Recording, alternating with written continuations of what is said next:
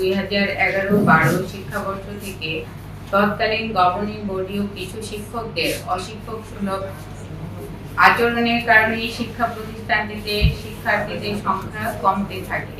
যখন শিক্ষার্থীর সংখ্যা বেশি ছিল তখন শিক্ষক কর্মচারীদের মাসিক বেতন ছিল 17 লক্ষ টাকা।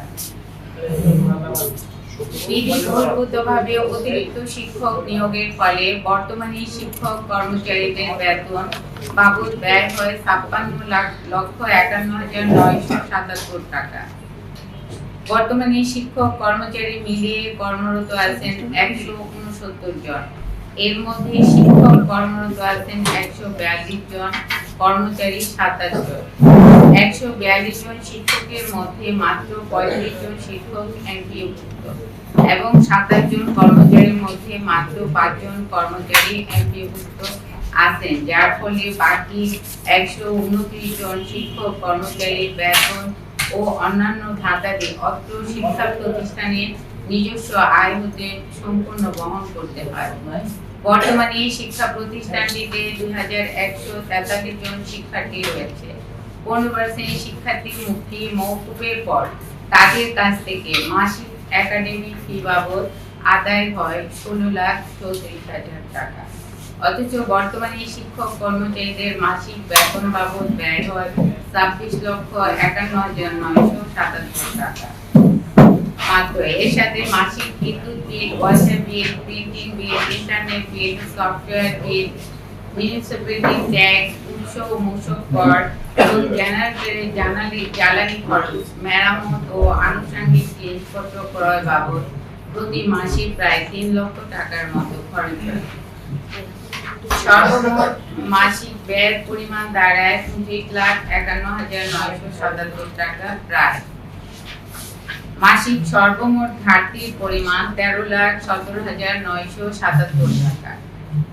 বাৎসরিক সর্বমোট ঘাটতির পরিমাণ দাঁড়ায় 1,97,35,724 টাকা প্রায়। বছরে এই বিপুল পরিমাণ ঘাটতির টাকা শিক্ষক কর্মচারীদের বেতন বকেয়া হওয়ার মূল কারণ। 2022 সালে টিআইএ রিপোর্ট অনুযায়ী বর্তমানে প্রতিষ্ঠানটিতে শিক্ষার্থীর অনুপাত অনুযায়ী প্রায় দ্বিগুণ শিক্ষক কর্মচারী কর্মরত আছেন। প্যাটার্ন ও বিধি বহির্ভূতভাবে খেয়াল খুশি মতো 17 বছর যাবৎ শিক্ষক কর্মচারী নিয়োগের কারণে শিক্ষা প্রতিষ্ঠানটি আর্থিক সংকটে পড়েছে। প্রতি বছর 3-4 মাস করে শিক্ষক কর্মচারীদের বেতন বকেয়া হওয়ার কারণে বর্তমানে 13 মাস বেতন বকেয়া হয়েছে। ঢাকা এলিভেটেড এক্সপ্রেসওয়ে নির্মাণের ফলে অত্র প্রতিষ্ঠানে 3টি ভবন, স্কুল শাখার পশ্চিম ভবন, স্কুলের মার্কেট ভবন ও কলেজ ভবন, এর মধ্যে একটি ভবন সম্পূর্ণ ভেঙে ফেলা হয়, 2টি ভবন 1/3 ভেঙে ফেলা হয়, যার ক্ষতিপূরণ বাবদ সরকার সেতু ভবনের মাধ্যমে যাত্রাবাড়ী আইডিয়াল স্কুল অ্যান্ড কলেজকে 5,90,17,260 টাকা প্রদান করে।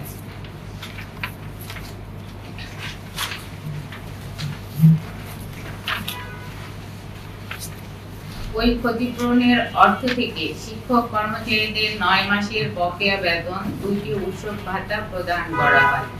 ক্ষতিগ্রস্ত 2টি ভবন, স্কুলের পশ্চিম ভবন, কলেজ ভবন সংস্কার ও মেরামত করা হয়। একজন সরকারি প্রধান শিক্ষক, একজন 4র্থ শ্রেণীর কর্মচারী 5 বছরের এরিয়া সহ বেতন ভাতাদি প্রদান করা হয়। সাবেক অধ্যক্ষ জনাব আবু ইউসুফের বকেয়া রেখে যাওয়া 9 লক্ষ টাকার পেইন্টিং বিল পরিশোধ করা হয়। সাবেক ভারপ্রাপ্ত প্রধান শিক্ষক জনাব মহিউজ্জামান হাওলাদারের বকেয়া রেখে যাওয়া 13 লক্ষ টাকার পেইন্টিং বিল প্রদান করা হয়। একটি অত্যাধুনিক ডিজেল জেনারেটর ক্রয় করা হয়। একজন বিধি বহির্ভূতভাবে নিয়োগপ্রাপ্ত অতিরিক্ত শিক্ষক প্রাথমিক শাখা আরিফুন নাওয়ার শিক্ষক কর্মচারীদের বিভিন্ন সময় বেতনের কথা বলে নেওয়া স্বাক্ষরের শীট যুক্ত করে কোনো প্রকার তথ্য প্রমাণ ব্যতীত অসত্য অভিযোগ শিক্ষা সংশ্লিষ্ট বিভিন্ন দপ্তর এবং বিভিন্ন গণমাধ্যম কর্মীদের নিকট প্রদান করে শিক্ষা প্রতিষ্ঠানের ভাবমূর্তি ও সুনাম নষ্ট করেছেন।